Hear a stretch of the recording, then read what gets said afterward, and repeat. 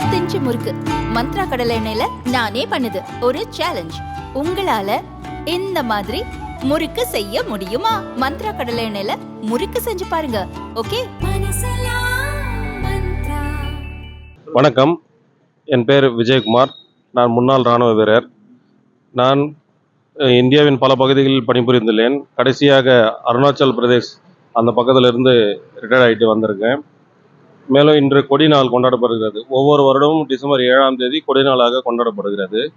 இது எதற்காக கொண்டாடப்படுகிறது நோக்கம் என்னவென்றால், இந்த கொடி நாள் மூலம் வசூலிக்கப்படும் பணத்தை முன்னாள் இராணுவ வீரர்கள் மற்றும் அவர்கள் குடும்பத்தார் அவர்களுடைய பயன்பாட்டிற்காக இந்த நிதியை வழங்கப்படுகிறது. என் பெயர் சதீஷ்குமார், முன்னாள் இராணுவ வீரர். நான் 1999 இராணுவத்திலிருந்து ஓய்வு பெற்றேன். ஒவ்வொரு வருடமும் டிசம்பர் 7ஆம் தேதி அன்று கொடிநாள் அனுசரிக்கப்படுகிறது. இந்த திருநாளில் எல்லோரும் நாங்கள் ஒன்று சேர்ந்து இந்த கொடிநாளை அனைத்து மக்களிடமும் விழிப்புணர்வு ஏற்படுத்தும்படி ஜெய். என் பெயர் அன்பழகன், முன்னாள் இராணுவ வீரர்.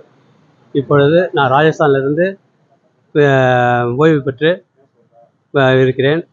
இந்த கொடிநாள் அன்று நாம் அனைவரும் சந்தித்து பேசியதில் மகிழ்ச்சியாக இருக்கிறது. அதுவும் இல்லாமல் மாவட்ட ஆட்சியர் அவர்கள் நமக்கு கொடிநாளை பற்றிய விழிப்புணர்வை ஏற்படுத்தினார்கள்.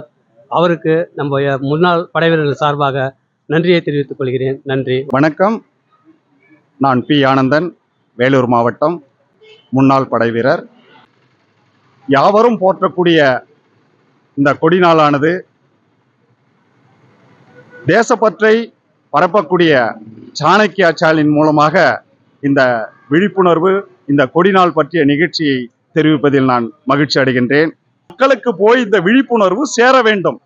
அதாவது இராணுவ வீரர்களுக்கு நான் இருக்கின்றேன், இப்படிப்பட்ட ஒரு தியாகத்தை செய்த இராணுவ வீரர்கள் இந்த நாட்டில் இருக்கும்பொழுது அவர்களுக்கு எந்த துயர் வந்தாலும், அவர்கள் எந்த கஷ்டம் வந்தாலும் அவர்களை நாம் கைவிட மாட்டோம் என்று ஒவ்வொரு இந்திய குடிமக்களும் இதை உணர வேண்டும் என்பதற்காக இந்த கொடி தினத்தை இராணுவ வீரர்களுக்கு நாங்கள் நன்றி கடன் பட்டுள்ளோம், நாங்கள் இருக்கின்றோம் அப்படி என்று இராணுவ வீரர்களுக்கு உணர்த்துவதற்கும், மக்களாகிய பொதுமக்களுக்கு இராணுவ வீரரை காப்பாற்றுவது கடமை எங்களுடையது என்று ஒவ்வொரு மக்களும் ஒரு மாணவர்களும் இதை உணர வேண்டும் என்பதற்காக தான் இந்த கொடி நாளை கொடி தினமாக இராணுவ வீரர்களுக்காக மத்திய பாதுகாப்பு அமைச்சகம் இதை அர்ப்பணித்தது. ஒவ்வொரு வருடமும் டிசம்பர் 7ஆம் தேதி கடைபிடித்துக் கொண்டு இந்த இராணுவ வீரர்களுக்காக கொடி தினம் என்பதை நாம் ஒவ்வொன்று கொண்டாடுகிறோம்.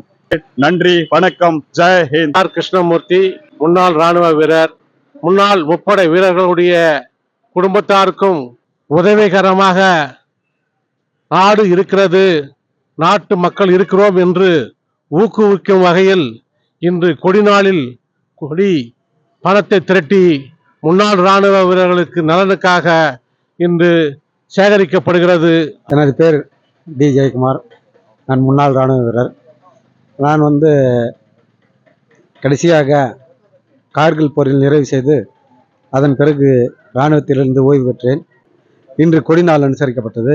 முன்னாள் இராணுவ வீரர்களின் நலன் கருதி கொடிநாளை நடத்தி நிதி திரட்டி கொடிநாளினுடைய பயன்கள், இராணுவ வீரர்களின் குடும்பங்களுக்கு என்னென்ன பலன்கள் என்பதை எடுத்துரைத்து இந்த கொடிநாள் அனுஷ்டிக்கப்பட்டது.